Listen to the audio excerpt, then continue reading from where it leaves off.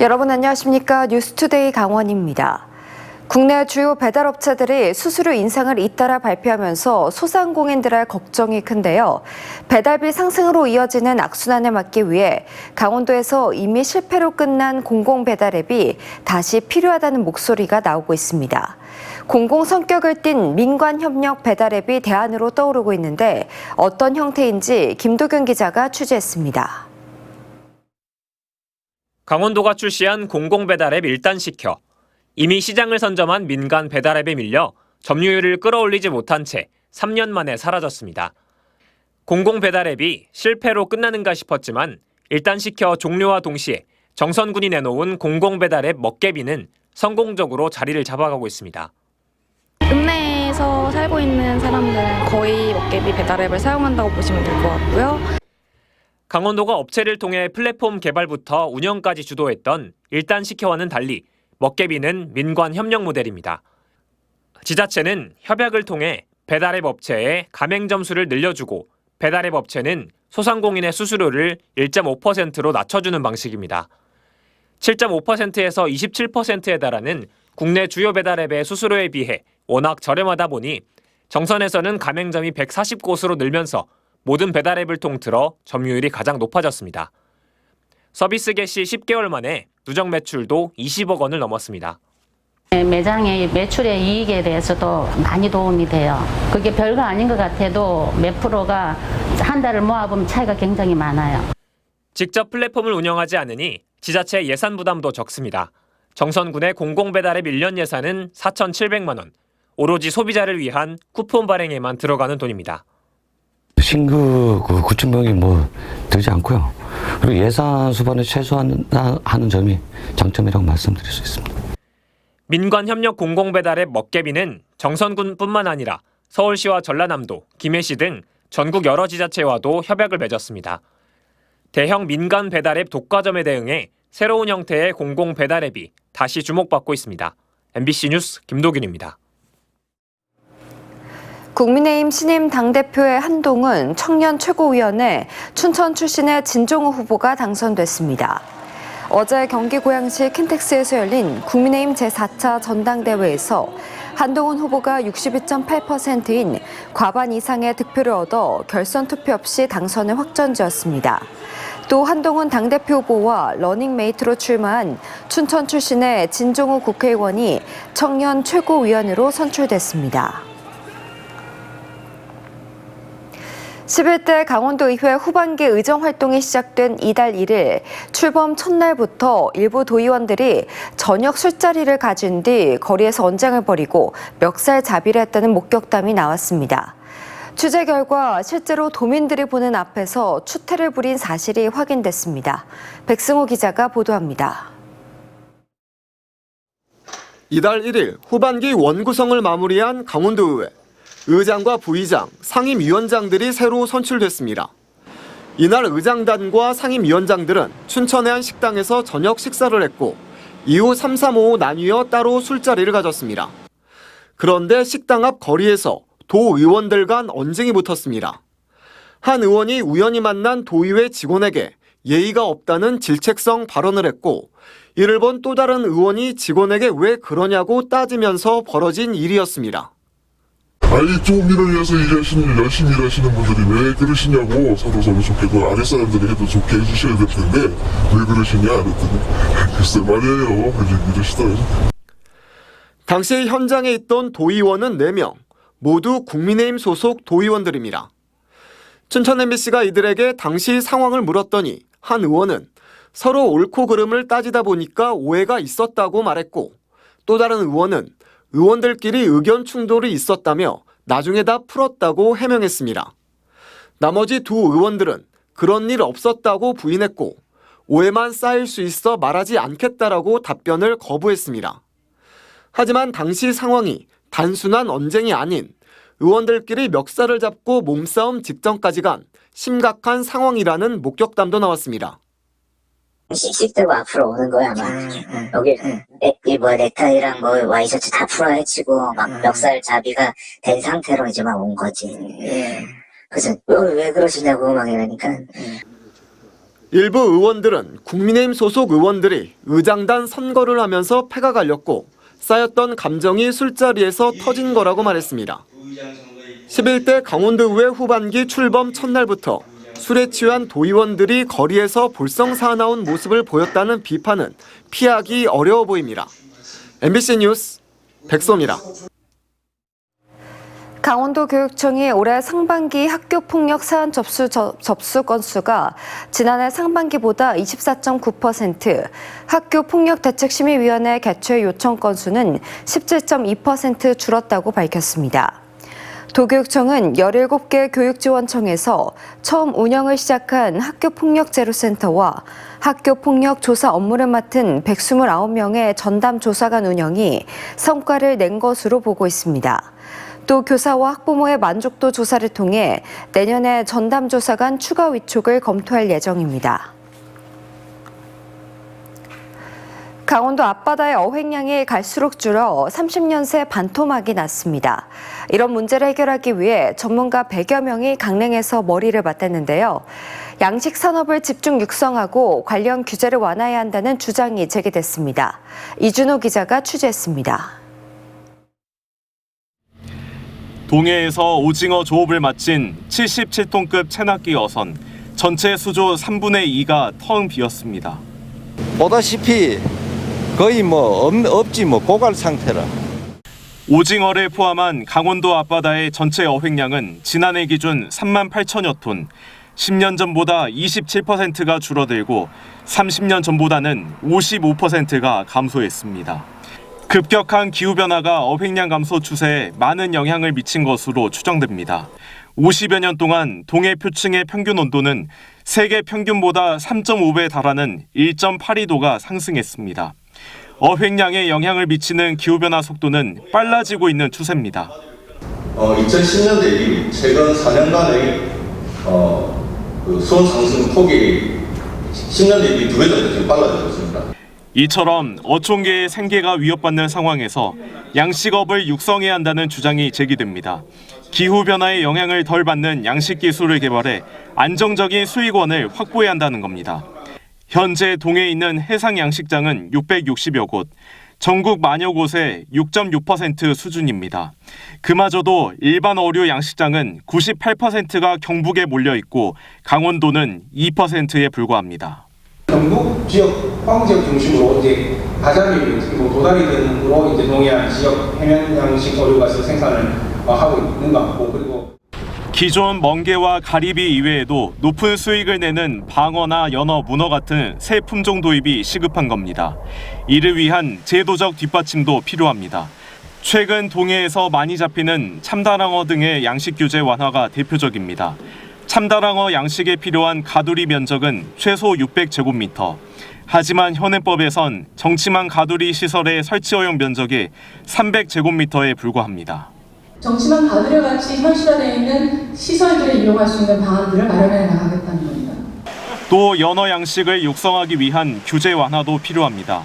주력 양식 품종으로 정한 대서양 연어가 생태계 위해 어종으로 분류됐기 때문입니다. 강원도는 민간 양식업체가 연어알을 수입하기 위해 거쳐야 하는 복잡한 절차를 완화하도록 정부에 건의할 예정입니다. MBC 뉴스 이준호입니다. 원주시가 운동장이나 체육관에서 하는 대형 공연의 경우 시설 사용료 외에 관람 수입의 10%를 추가로 받는 조례 개정을 추진 중입니다. 지방 세수에 도움은 되겠지만 지역 문화에는 오히려 해가 될 거라는 우려가 나오고 있습니다. 권기만 기자가 취재했습니다. 원주시가 지난 5월 입법 예고한 체육시설 설치, 운영에 관한 조례와 시행규칙 개정안입니다. 음악회, 콘서트, 마당놀이 등의 공연으로 발생한 관람 수입 총액의 10%를 사용료로 추가 징수한다는 내용이 추가됐습니다. 종합운동장이나 종합체육관 등의 체육시설에서 진행하는 대형 공연의 경우 소음과 교통 등의 시민 불편을 유발하는 만큼 대관료 외에 관람 수입, 즉 입장권 판매 금액의 10%를 추가로 내도록 하겠다는 겁니다. 파손 또 우려나 또 주변에 있는 민원 그 또 차량 통제 이런 것들이 다 저희 시가 부담을 해서 이제 하고 있는 입장이잖아요. 그러다 보니까 이제 그분들은 여기서 대관료만 다는지 이제 대관료만 내고 이제 사용을 하다 보니 저희 시에서 들어가는 돈들이 너무 많은 거죠. 타 시군에서도 이 같은 조례가 시행 중이라는 것이 원주시 설명입니다. 이를 통해 세수는 늘어날 수 있겠지만 지역 입장에서는 문화적으로 또 경제적으로 얻는 것보다는 잃을 것이 많을 거라는 우려가 나오고 있습니다.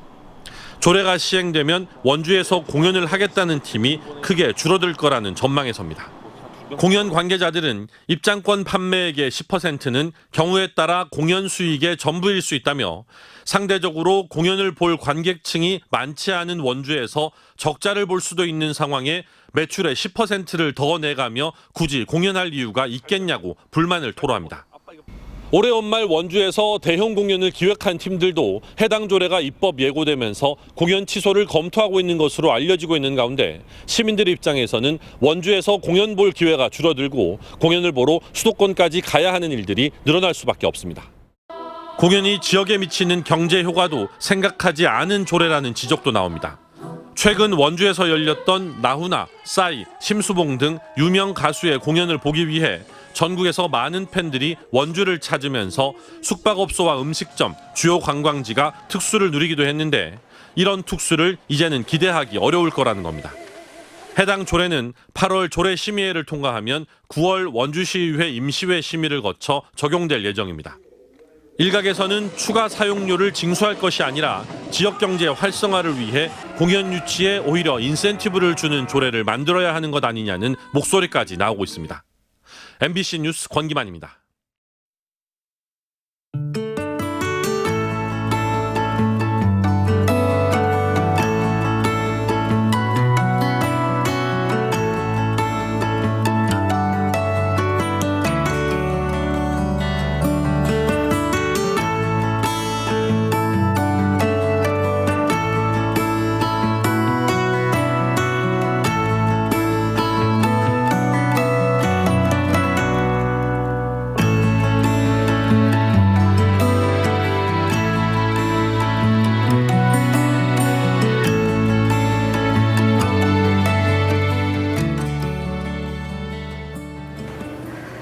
강원대학교가 교육부 공모사업인 반도체 공동연구소에 최종 선정됐습니다.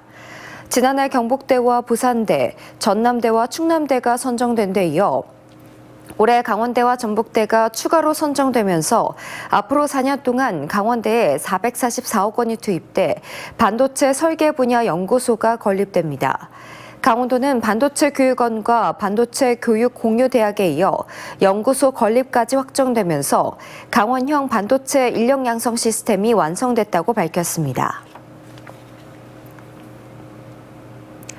제21회 평창 대관령 음악제가 오늘부터 11일 동안 알펜시아 콘서트홀과 대관령 야외 공연장을 중심으로 강원도 일원에서 분산 개최됩니다. 올해는 베토벤의 이름인 루트 비히를 주제로 베토벤과 영향을 주고받은 작곡가들의 작품들로 20번의 메인 콘서트와 7번의 찾아가는 음악회 등 다양한 공연을 선보입니다. 특히 평창 페스티벌 오케스트라는 개막 공연에서 베토벤 교향곡 9번을 합창을 연주하며 개촌 클래식 축제에서부터 이어져 온 클래식 도시의 저력을 알릴 예정입니다. 1500여 년 전 우산국을 우리 영토에 편입시킨 신라 이사보 장군의 해양 개척 정신을 기리는 기념관이 삼척항 일원의 문을 열었습니다. 이사보 독도 기념관은 2017년부터 321억 원을 들여 연면적 3,274제곱미터 규모의 4개관으로 지어졌고 실감 영상 공간인 이사보관과 미디어 아트 시설인 독도체험관 등을 갖췄습니다. 삼척시는 8월 말까지 이사보 독도기념관을 무료로 개방하고 삼척관광문화재단이 운영을 맡습니다. 정부가 각종 비상 상황 발생 시 소방청과 경찰청 간의 원활한 협업체계 구축을 위해 시도 119 종합상황실에 경찰관이 함께 근무하도록 소방기본법을 개정해 오는 31일부터 시행합니다. 이에 따라 강원도 소방본부 상황실에도 경관급 경찰관 4명이 근무하게 됩니다. 도소방본부는 경찰과 파견 경찰관의 근무 형태 등에 대해 막바지 조율을 하고 있다며 강원도 조례 개정을 거치면 이르면 올해 말에 시행된다고 밝혔습니다. 올해 상반기 동해 묵호항의 물동량이 1년 전보다 20% 줄었습니다. 동해지방해양수산청에 따르면 올 상반기 동해 묵호항의 처리 물동량은 1,328만 톤으로 지난해 같은 기간 1,662만 톤보다 335만 톤 감소했습니다. 물동량의 감소 원인은 화력발전소 송전 제한에 따라 주 원료인 석탄 수입량이 절반으로 줄었고 공사 수요 감소 여파로 시멘트 내수 물량도 줄었기 때문입니다. 지역의 미혼 청년들의 솔로 매칭 행사를 추진하며 참가자 모집에 나섰던 원주시가 일주일 만에 행사를 돌연 취소했습니다. 원주시는 다음 달에 개최되는 청년축제 추진 과정에서 솔로 매칭 행사의 신청 자격과 운영 방법 등의 미비점을 확인하고 보완이 필요하다고 판단해 행사를 취소하기로 했다고 밝혔습니다. 청년축제는 솔로 매칭 행사 없이 기존 일정대로 개최될 예정입니다. 동해시가 국민행복민원실 재인증에 도전합니다. 동해시는 2021년 인증받은 국민행복민원실의 유효기간 만료에 따라 9월까지 이어질 예정인 현지 검증과 체험평가, 고객 만족도 평가 등 재인증 심사에 대비하기로 했습니다. 민원 서비스의 질과 시민 만족도를 높여 국민행복민원실에 재인증되면 인증 현판과 포상이 수여되고 3년간 인증기관 지위를 유지하게 됩니다. 홍천군에서 올해 첫 수박이 출하됐습니다. 홍천 수박은 비가림 재배로 강수의 영향을 받지 않아 평균 12브릭스 이상의 높은 당도를 지녔습니다. 홍천군은 30여 농가에서 5헥타르 250톤의 수박을 생산해 3억 원의 소득을 올릴 것으로 내다봤습니다. 또 수박이 재배된 뒤에는 해바라기 등 화훼류 이모작을 도입해 농가 소득을 극대화할 계획입니다. 춘천시가 창업 문화를 확산하기 위한 춘천 창업 엑스포를 10월 30일부터 사흘 동안 송암 스포츠타운에서 진행합니다. 이번 행사에는 창업기업 전시부스 100개를 비롯해 정책 홍보관, 체험관이 설치되고 유명 창업가의 강연과 투자 상담회가 열립니다. 올해 2회째를 맞은 춘천 창업 엑스포는 지난해 이틀 동안 약 4,000명의 관람객이 찾아왔습니다. 지난달 강원FC를 통해 재창단된 프로 풋살 구단 강원FS가 어제 춘천 호반체육관에서 펼쳐진 춘천시와 함께하는 2024 FK컵에서 첫 번째 상대로 김포 제스트를 만나 4대6으로 졌습니다. 단판 토너먼트 방식 대회 첫 번째 경기인 16강전에서 패한 강원FS는 1전 1패로 이번 대회를 마무리했습니다. 이상으로 뉴스를 마칩니다. 시청해주신 여러분 고맙습니다.